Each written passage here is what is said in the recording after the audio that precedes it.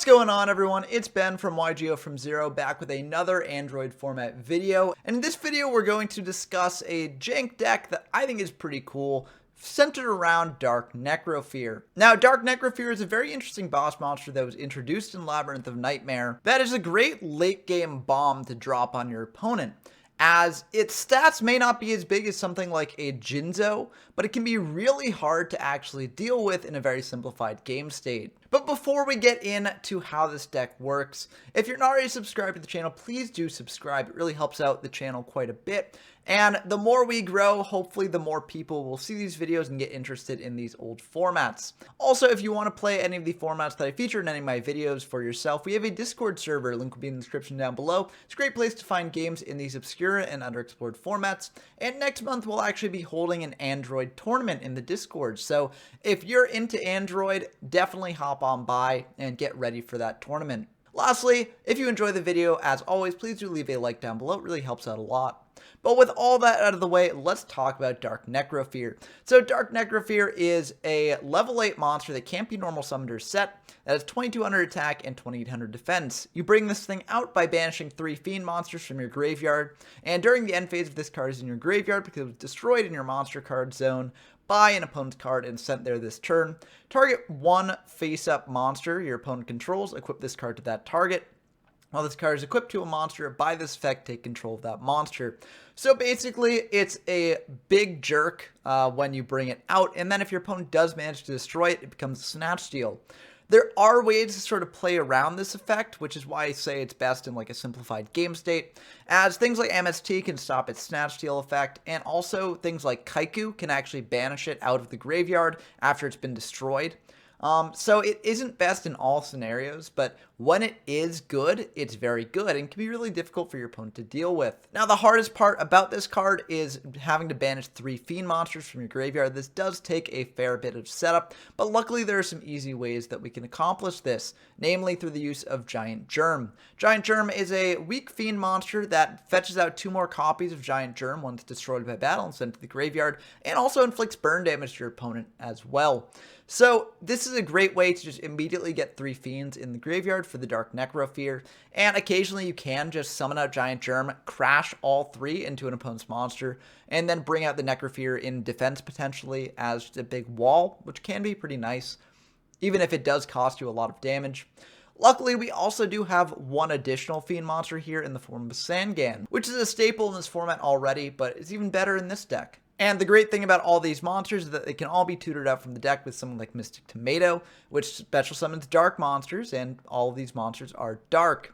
In addition, Tomato can also summon out Witch, which can also search any of these cards, as they all have less than 1500 defense, which is very nice. Of course, none of this actually helps us get to Necrofear itself, which is an unsearchable card. So for that reason, we're playing Morphing Jar and Cyber Jar to dig us deeper into our deck. These cards are good in general, I think, but in a deck like this, they're especially necessary. Other than that, we're playing a lot of standard cards here. We're playing 1 Bazoo, 3 Gemini Elf, and 2 Kaiku. Maybe this beatdown ratio is a bit off, but I had to make space for the 3 Giant Germs in the Dark Necrofear here.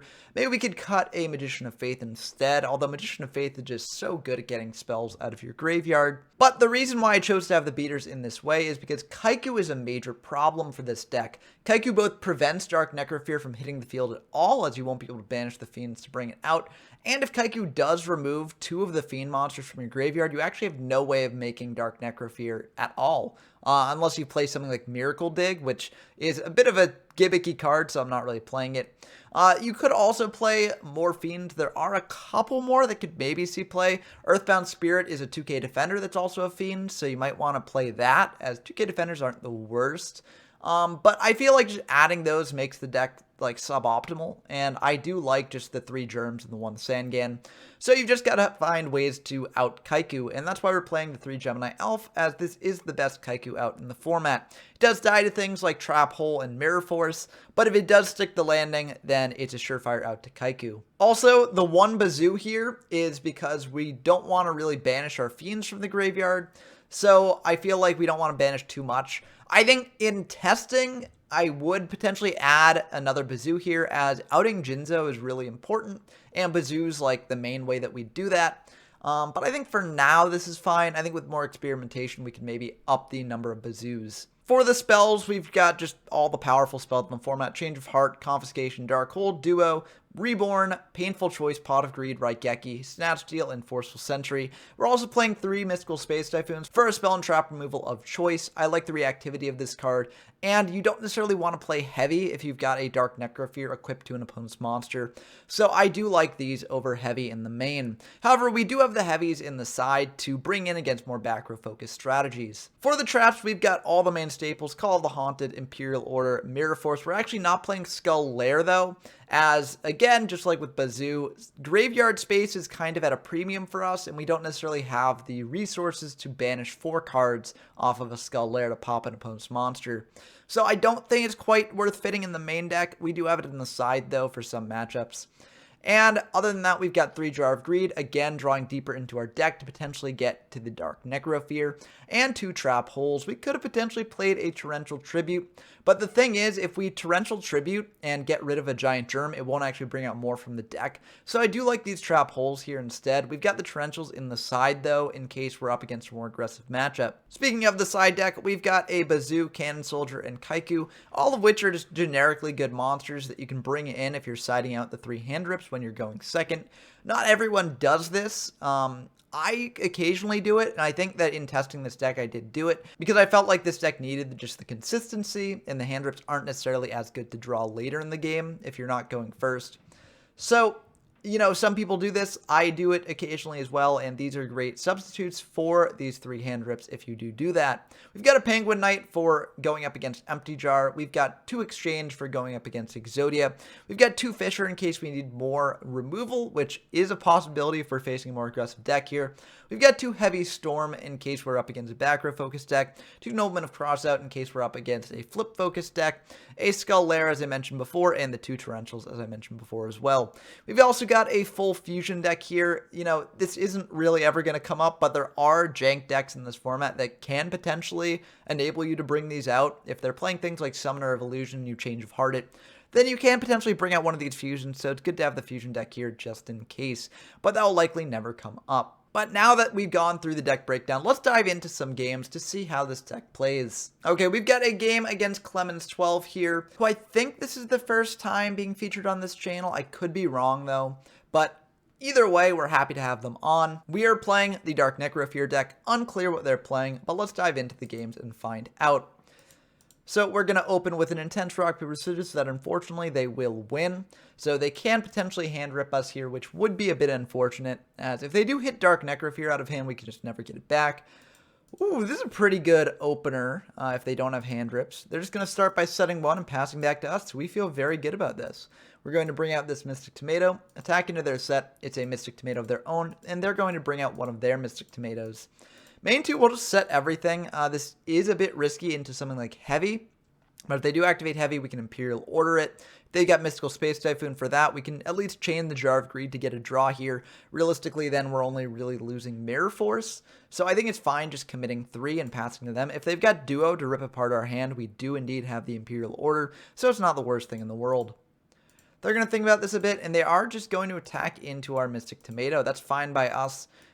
They will be losing the Tomato War here if we do want to go all the way with this. And they're going to bring out a Tomato of their own, hit into ours. We're going to bring out another Tomato, and they're going to bring out a Witch. Main 2, they're just going to set 1 and pass back to us. We draw Gemini Elf, and we figure that maybe their set is a Cyber Jar, given that they wanted to get their Tomato off the field before setting here, and which will play pretty nicely with that Cyber Jar because they will get a search afterwards. But I feel okay just committing to board here into the face of the Cyber Jar, because if it's not Cyber Jar, this is additional pressure here.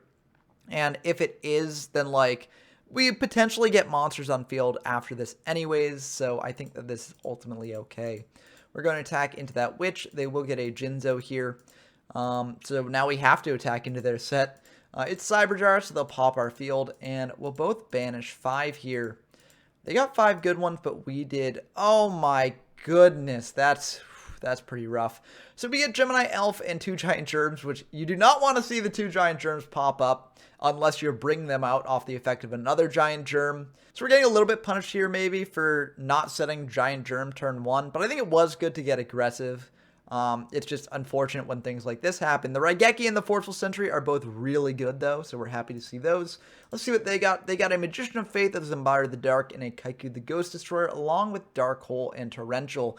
We'll be able to rip the Dark Hole or the Torrential out of their hand. I mean, we've got the Imperial Order for the Dark Hole either way, but the Forceful will be a nice sort of backup to that. And luckily for us, they don't actually have any spells in their graveyard. So we can just attack it in the Magician of Faith without fear here and basically waste that card. So we feel pretty good about this. They're going to bring out their whole field here. We're going to bring out our whole field as well. They're going to add that Torrential and Dark Hole to hand. We are going to bring out all our monsters in attack. We could have potentially not done this, but we're planning on clearing the Kaiku either way and attacking into the Faith. So I think it's fine, and this plays around Nobleman of Crossout a little bit, which we don't want one of our germs to get Noblemaned in case that cuts us off from Dark Necrofear, so I feel fine about this. We're going to attack into their Magician of Faith with one of the germs, attack into Kaiku with our Elf, and here we actually could do something a bit clever. We could attack our Giant Germ into the Zambira, reducing its attack down to 1900, which can't clear our Gemini Elf without crashing. But I don't think we really need to do that. That might be a little bit greedy if they've got some way to remove the Gemini Elf. Otherwise, then it doesn't really pay off for us. So, even though we do think about that, we're just going to go to main phase 2, fire the Forceful Sentry here, and let's see what they've got. It's a big hand with some stuff we know about. We did know about the Jinzo, the Dark Hole, and the Torrential. But the rest is pretty new. They've got another Magician of Faith, a Sangan, a Gemini Elf, a Jar of Greed, and a Snatch Steal. This is a bit of a tricky decision here. So we do have Imperial Order to deal with things like Dark Hole and Snatch Steal. But something like Jinzo can shut that off. It, of course, plays badly with the Dark Hole here, as, you know, if they summon out Jinzo to avoid Imperial Order, fire Dark Hole, then they do lose their own Jinzo, but they can get back the Dark Hole with the Magician of Faith. And Magician of Faith is very searchable off of that Sangan in their hand. So I think, honestly, I do just want to send back the Dark Hole. If they go for the greedy play and Snatch Steal one of our monsters before bringing out Jinzo to tribute it off for Jinzo, then we do have the Imperial Order for that.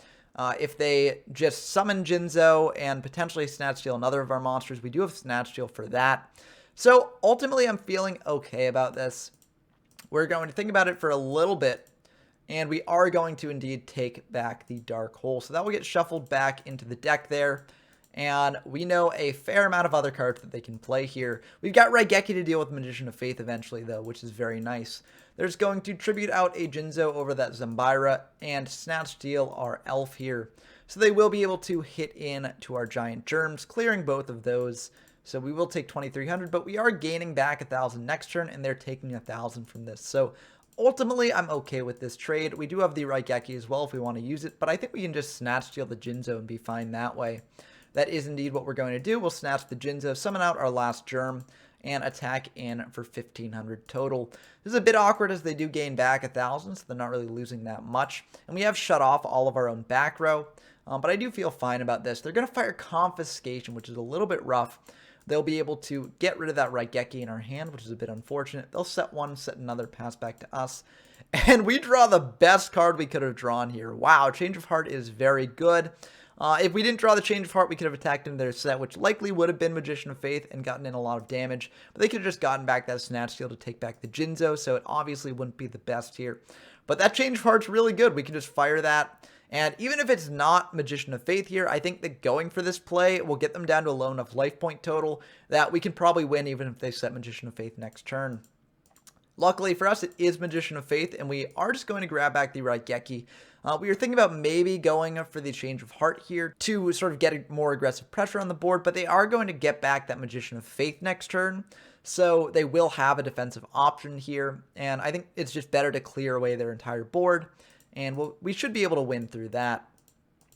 So we're going to attack in for 3,700 here, dropping them down to 17. They will gain back 1,000 here, but if we manage to keep this board as it is and then fire Raigeki next turn, I think we should be pretty good.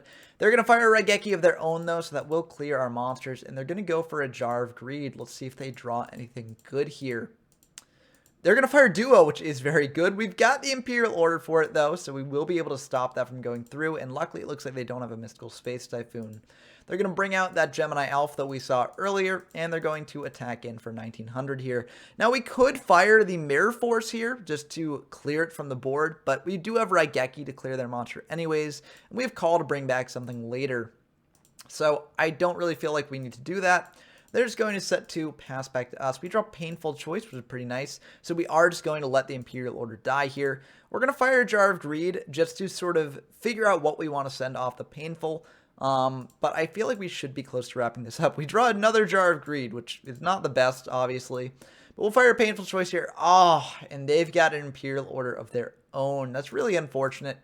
We won't be able to do the Raigeki play here, so we'll just set the Call of the Haunted and the Jar of Greed here, pass back to them. Let's see if they actually do pay for the Imperial Order. If they don't pay for the Imperial Order, I think we do potentially just win here. We do know about the Torrential Tribute, but we can Raigeki their board away, then fire Call of the Haunted, bring back... Oh, we don't have any Recruiters in grave. Never mind, we can't actually win that way.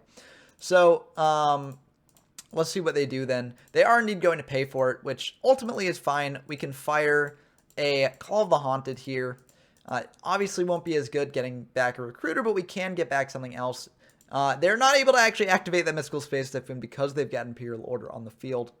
But this should be fine for us. We are going to grab a Gemini Elf here. I think actually this was a slight misplay. I think we should have actually gone for the Tomato. So that way if they did hit over the Tomato, we could bring out something like a Sangan or a Witch, which just plays a little bit better if they've got any removal. But I think this is ultimately fine. If they choose to crash into our Gemini Elf, then we're okay with that, as we can just hopefully top deck another monster.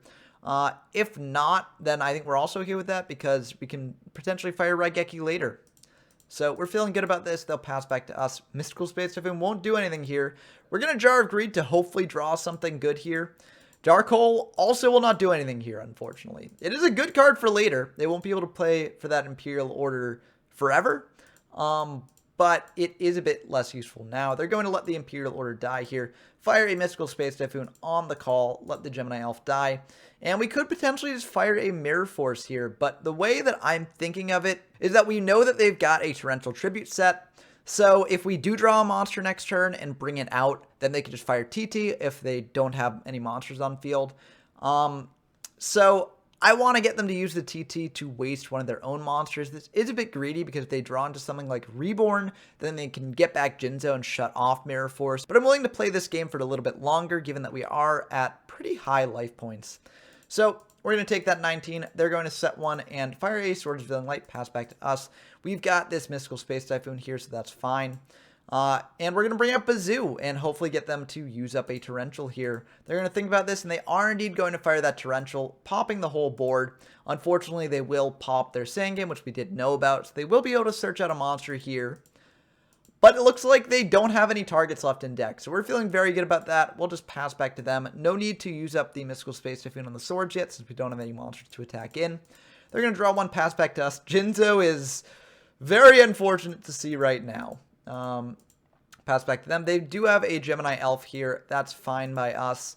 And before going to battle, they're going to fire a Heavy Storm here, so that we'll get rid of the Mirror Force, which is really unfortunate. We maybe should have activated this sooner, but now we're down to 1,000 life points just like them, and if we don't really draw a monster here, we're in a bit of trouble.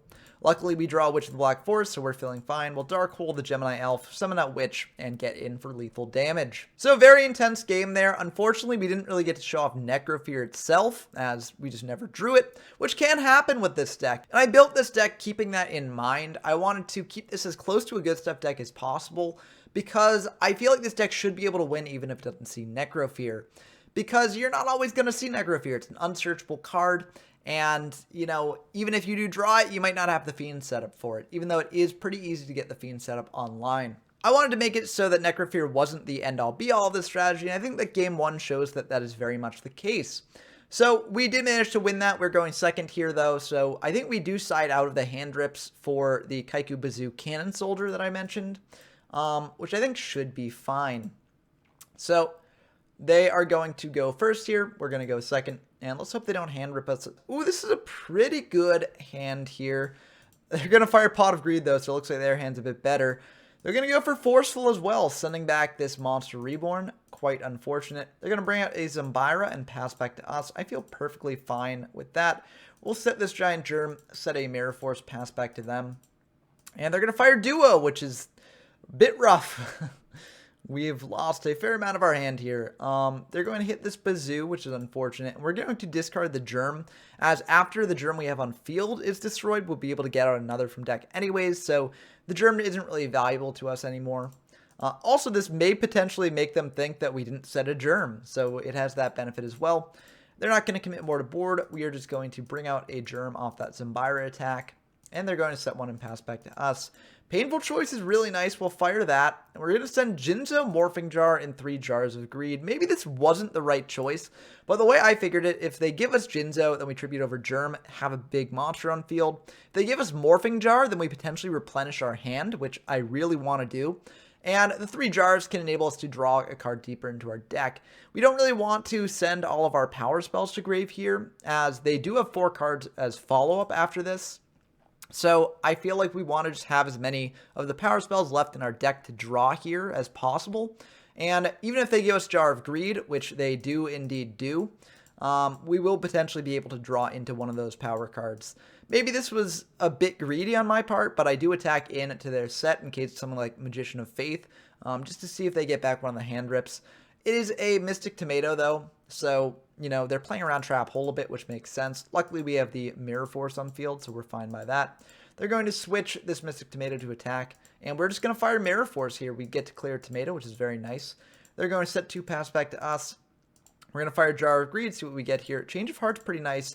We are just going to go for the Change of Heart in case it's a Magician of Faith, as they do have Pot of Greed, Forceful, and Duo all in grave. We do have the Imperial Order, though, so I think actually this might have been a little bit greedy. I think we probably should have just saved the Change of Heart for a better time and just relied on the Imperial Order to negate whatever they got back in case it was a Magician. But we do go for this play, and unfortunately we are a little bit punished, as that is a Mystic Tomato. We could keep it set, so that way it will play into the Trap Hole we've got here, but I'm just going to risk it. I'll give them back the Tomato. We can Trap Hole whatever else they bring out, although we might want to save the Trap Hole for something like Kaiku, as our Necrofears are online right now, but if Kaiku hits the field, then they won't be. They're going to bring out a Gemini Elf, and we're going to think about this, but we will indeed let that go through, as again, we want to save the Trap Holes for Kaiku. And unfortunately, we will take a fair amount of damage here, but hopefully we can draw into something that can help us out. They're going to set 1 pass back to us. Pot of Greed is the best thing we could have gotten. Well, we're going to fire that. Unfortunately, they have Imperial Orders, so it won't last long. They're going to let that Imperial Order die. Fire a Painful Choice, and I think we have to fire our own Imperial Order at that. Painful Choice is just too good, especially when we're on the back foot here. They're going to attack in with everything and then pass back to us. We draw a Gemini Elf, which is okay. I do think we have to get aggressive here. We could set it, but I think we do just have to attack in. And we will pay for the Imperial Order, as, you know, if they do have something like a Fisher or something, then we obviously don't want that to go through. So we're going to bring out a Gemini Elf of our own, and unfortunately, they do have a Skull Lair, so that will be able to deal with the Gemini Elf here. Otherwise, we were going to crash into their Gemini Elf and then Trap Hold if they had something like Kaiku. So that will be game 2. Unfortunately, we were not able to win that one, but we were able to win the first game, so I feel pretty good about this. We are going to be going first in game 3, which can give us the advantage here. So we are going to side back in the hand rips now that we know we're going first, and let's see if it helps us out any. We are indeed going to go first here, and we draw. Oh my goodness! This is an insane hand. This is about as insane as you can get. Wow. Okay. I mean, if we lose this game, then we deserve to lose, because wow, this is a major sack. We're going to fire Painful, send a Jinzo, a Forceful, and 3 Jars of Greed. This maybe tells them that we've got some hand rips, but I figure sending the 3 Jar of Greed and the Jinzo is a pretty good 4 cards to send off of Painful either way, and maybe they'll just think like, oh, we had to pick one of the hand rips to add to this, and so we picked Forceful. They probably won't give us the Forceful, but still. They're going to give us a Jar of Greed. We're perfectly fine with that. We've deck thinned and have a way to draw deeper into our deck. And we're going to start out with a duo here. Pay 1,000. Discard 2 cards from your hand. And we generally do start with duo, as we want to be able to take the final card of their hand with confiscation, so have a choice in doing it. And people don't really play Electric Snake in this format.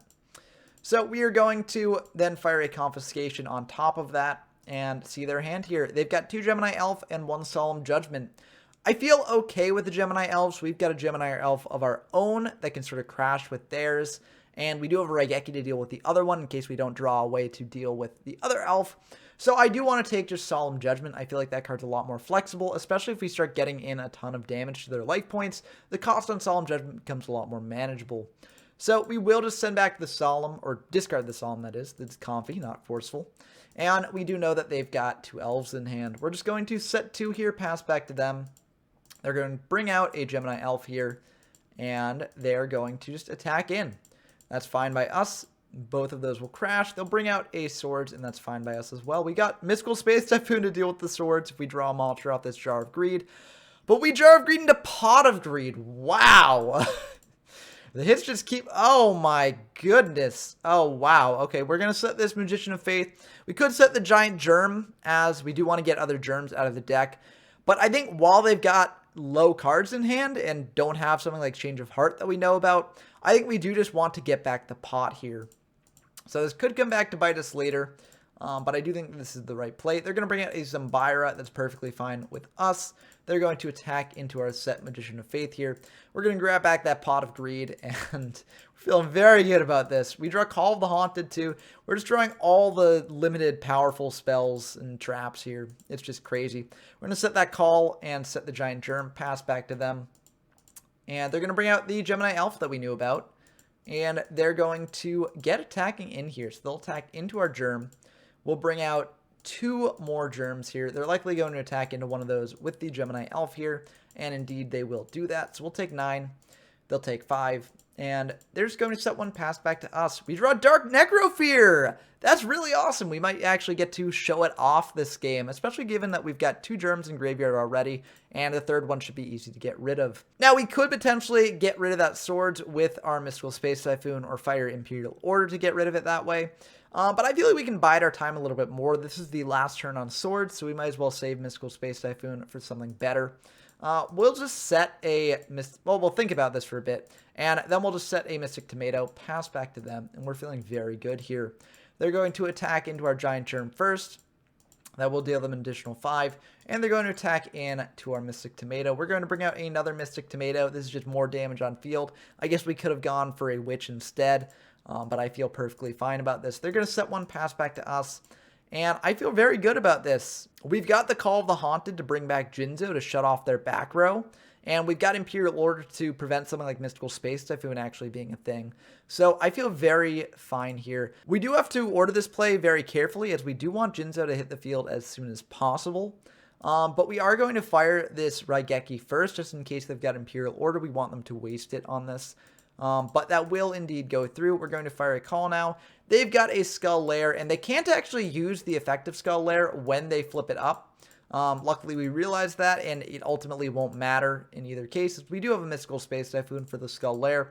They're going to Jar of Greed, draw into a card here, but ultimately it will not matter, as we've got more than enough damage to win even through Karibo. We're going to banish 3 Giant Germs, bring out that Dark Necrofear, bring out a Gemini Elf, and 14 plus 19 plus 24 plus 22 will indeed be lethal damage. So we were able to win with Dark Necrofear, which is really cool to see. Of course, Dark Necrofear didn't really get to do anything here besides be an extra damage push, but that extra damage push did win us the game. So we feel very good about that. Even though actually looking back at this, I don't think, yeah, Dark Necrofear doesn't guarantee lethal through Karibo, but it still does guarantee us game here if they don't have Karibo. So that's very nice to see. And I'm glad I did get to show off Necrofear as a one-of unsearchable card in the deck. It's very much not a guarantee that this card will make an appearance. So what are my thoughts on the deck after playing this game? Well, I think the deck is fine. The germs aren't bad. They deck thin and they get more bodies on field, which is nice. Also, the burn damage that they do is pretty cool as well. And without that burn damage, we wouldn't have actually been able to win here, I don't think. But I think overall, it is a bit more hard to win with this deck than a typical good stuff deck. Dark Necrofear can brick occasionally. Didn't happen in these games, but I can definitely see situations where it would happen. And in such an explosive format as Android, you don't necessarily want to be bricking. So I can definitely see why this deck would be slightly worse than the standard Beast Spellcaster Tomato Control sort of list. But I do think it's pretty cool, and also if you want to have like an anime moment of dropping Dark Necrofear, this is the perfect deck for you. But let me know what you think about the deck down in the comments below. Do you think I'm underselling it or maybe overselling it? Do you think that I should add more fiends like Earthbound Spirit, or do you think that this is good enough? I look forward to discussing this deck with you as always down in the comments below, and until next time, I've been Ben from YGO from Zero, and I'm signing off.